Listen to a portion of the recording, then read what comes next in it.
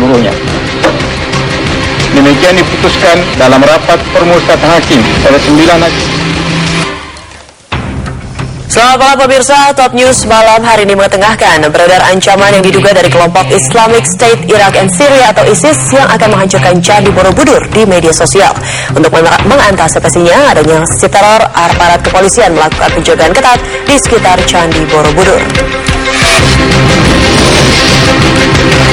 Aktivitas penerbangan dan pendaratan pesawat di Bandara Seping dan Balikpapan, Kalimantan Timur terganggu karena radar navigasi rusak selama 15 jam. Bahkan salah satu pesawat terpaksa mendarat di Bandara Sultan Hasanuddin Makassar, Sulawesi Selatan karena khawatir kehabisan bahan bakar.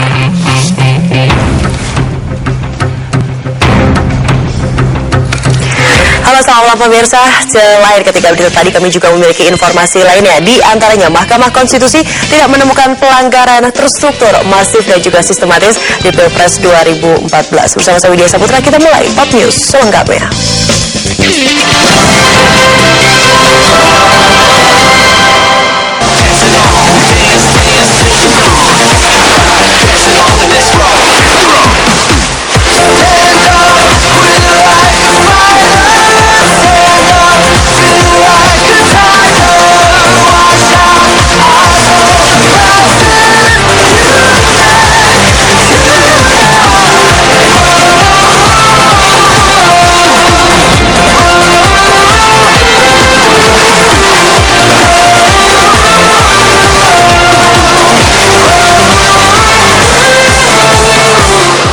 Pemirsa, Ketua Mahkamah Konstitusi Hamzan Zulfa mengetuk palu setelah memutuskan untuk menolak seluruh gugatan tim. Menolak eksepsi termohon dan eksepsi pihak terkait dalam pokok permohonan, menolak permohonan pemohon untuk seluruhnya. Demikian diputuskan dalam rapat permusyawaratan hakim oleh 9 hakim konstitusi dan tidak beralasan menurut. Dan demikian pemirsa, tepat pukul 20.44 waktu Indonesia Barat, Ketua Majelis Hakim menutup sidang terbuka perselisihan hasil pemilihan umum Presiden dan Wakil Presiden 2014. Majelis Hakim Konstitusi menolak seluruh gugatan tim Prabowo Hatta. 9 Majelis Hakim Konstitusi secara bergantian membacakan putusan Majelis Hakim sejak pukul 2 siang tadi. Putusan tersebut antara lain menyebutkan tidak terbukti ada pelanggaran atau perbuatan melawan hukum yang dilakukan secara terstruktur, sistematis, dan masif. Menurut Majelis Hakim, salinan putusan yang dibacakan selama hampir 7 jam baru bisa diambil oleh para pihak besok Jumat, di mana seluruh putusan mencapai lebih dari 4.000 halaman. Saya perlu sampaikan, salinan putusan yang bisa diambil sekarang ini hanya mulai dari pertimbangan hukum untuk secara. Pengajuan gugatan oleh pihak Prabowo Hatta adalah kecurangan terstruktur, sistematis, dan masif. Diyakini Prabowo ini adalah salah satunya didasari oleh penghitungan internal dari Koalisi Merah Putih. Namun pihak lain, KPU juga merasa yakin dapat mematahkan gugatan yang diajukan oleh Prabowo Hatta. Prabowo Subianto berkali-kali menyatakan keyakinan akan memenangi pemilu presiden 2014. Sikap ini tidak lepas dari semakin meningkatnya popularitas dirinya. Selain itu, partai pengusung utama Prabowo yakni Partai Gerindra menempati urutan ketiga peraih suara terbanyak dalam pemilu legislatif dengan meraih 11,81% suara. Prabowo juga didukung koalisi 6 partai dengan menguasai 292 kursi di DPR. Namun fakta berbicara lain. Pada pemilu Presiden 9 Juli 2014, pilihan rakyat jatuh pada pasangan Jokowi JK, dan KPU mensahkan kemenangan ini pada tanggal 22 Juli. Pasangan Jokowi JK meraih 53,15% suara dengan raihan 70,6 juta suara lebih. Sesaat sebelum KPU mengakhiri pembacaan hasil penghitungan suaranya, Prabowo menyatakan mundur dari proses pemilu karena merasa dicurangi. Kami menarik diri dari proses yang sedang berlangsung.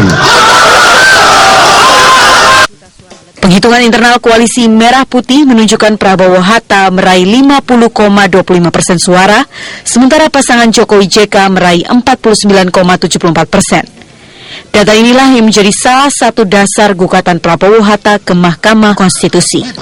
Prabowo Hatta menuntut pencoblosan ulang. Kita ada permintaan alternatif. Pertama, kita langsung minta nyatakan sebagai pemenang pemilihan presiden 2014. Angka kita 50, sekian persen angka Prabowo Hatta.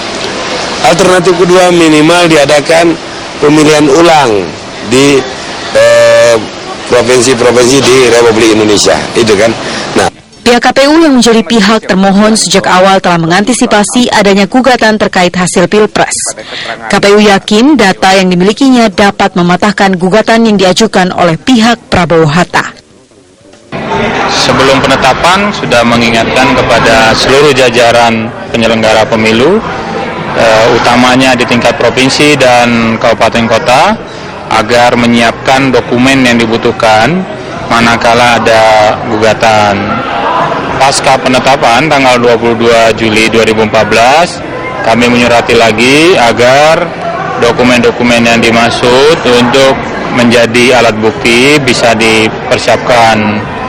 Kemudian, akhir minggu yang lalu kami sudah mengumpulkan KPU Provinsi dan KPU Kabupaten Kota.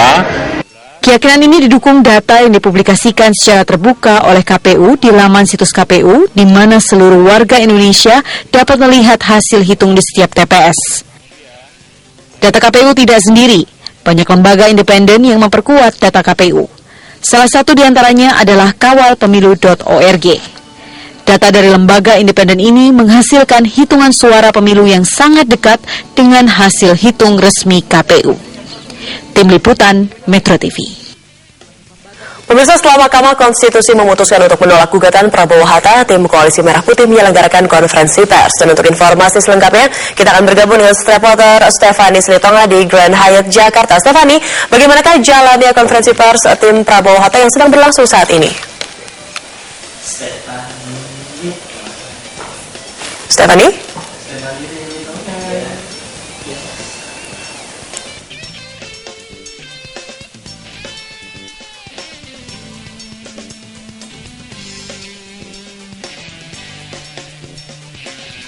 Gugatan dari pihak termohon Prabowo Hatta, dan ini tadi disampaikan mereka melalui press conference yang digelar di Hotel Hyatt, di mana press conference ini dihadiri oleh para petinggi dari partai-partai pengusung atau yang bergabung dalam tim Koalisi Merah Putih, di mana tadi ini dipimpin oleh Sekjen Golkar Idrus Marham dan juga disampaikan langsung oleh Tantowi Yahya selaku juru bicara dari kubu Prabowo Hatta, di mana Tantowi Yahya menyampaikan sejumlah hal, yaitu mereka menyampaikan sikap Koalisi Merah Putih terhadap putusan MK, di mana mereka tetap menuding adanya pelanggaran secara terstruktur, sistematis dan masif saat Pilpres, hingga Jokowi dan Yusuf Kala ditetapkan sebagai presiden dan wakil presiden terpilih. Dan selain itu mereka juga mengatakan bahwa putusan MK hari ini tidak mencerminkan keadilan. Ini dikarenakan sebelumnya mereka telah mengajukan sejumlah saksi, namun saksi yang mereka ajukan ini jumlahnya ditolak oleh MK, sehingga mereka menganggap bahwa putusan MK hari ini merupakan keputusan yang tidak adil. Dan mereka juga akan terus berjuang untuk menuntut keadilan, meskipun mereka mengatakan bahwa mereka tetap akan mendukung pemerintahan Jokowi JK nantinya untuk periode 2014 hingga 2019. Dan juga untuk proses Pilpres ini mereka mengatakan ini adalah proses yang sangat mengecewakan, dan mereka akan terus melanjutkannya dengan perjuangan karena mereka ingin mendapatkan keadilan. Sementara itu juga tadi ada penandatanganan dari perwakilan Partai Koalisi Merah Putih, di mana mereka tetap bersatu. Mereka mengatakan mereka akan tetap solid dalam koalisi permanen yang sudah mereka tetapkan. Dan untuk partai-partai yang berada di dalam partai Koalisi Merah Putih ini tidak akan melakukan manuver-manuver ke partai lainnya seperti isu yang bergulir. Mereka akan seperti isu yang bergulir bahwa sejumlah partai atau partai-partai tertentu akan bergabung dengan tim Jokowi JK ini tadi ditepis oleh juru bicara kubu Prabowo Hatta, yaitu Tantowi Yahya, yang mengatakan bahwa sampai saat ini tim Koalisi Merah Putih, partai pengusung kubu Prabowo Hatta, akan tetap solid menjalankan koalisi permanen.